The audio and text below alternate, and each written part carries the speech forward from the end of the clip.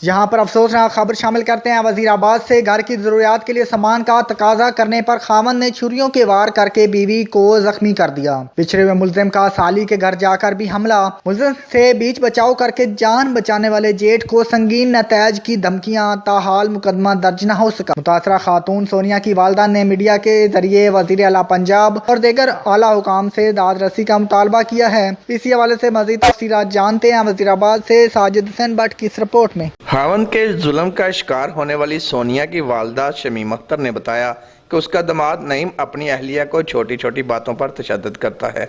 सोनिया ने dryer machine लेकर देने का कह रखा था। इसी रंजिश पर मुलजम ने सोनिया को छुरियों के पे दर पे वार करके शदीद जख्मी कर दिया। बाददा मुलजम ने इसी मोहल्ले में रिहाइश पजीर मेरी दूसरी बेटी फौजिया पर भी कातलाना हमला किया, जिसे उसके जेठ सुल्तान ने बमुश्किल मुलजम के चुंगल से निकाला। मुलजम ने 5 साथियों के हमरा फौजिया बीबी को बचाने वाले मोहम्मद सुल्तान पर भी हमला कर दिया। खतून शमीम अख्तर ने बताया कि मुकामी हस्पताल इंतजामिया MLC जारी नहीं कर रही। मुलजम के खिलाफ मुकदमे के इंदराज के लिए थाना सदर में गुजारी गई दरखास्तों पर भी पुलिस थाना सदर ने कोई कार्रवाई नहीं की। खतून शमीम अख्तर ने वज़ीर आला पंजाब, IG पंजाब और दीगर हकाम से दाद रसी का मुतालबा किया है।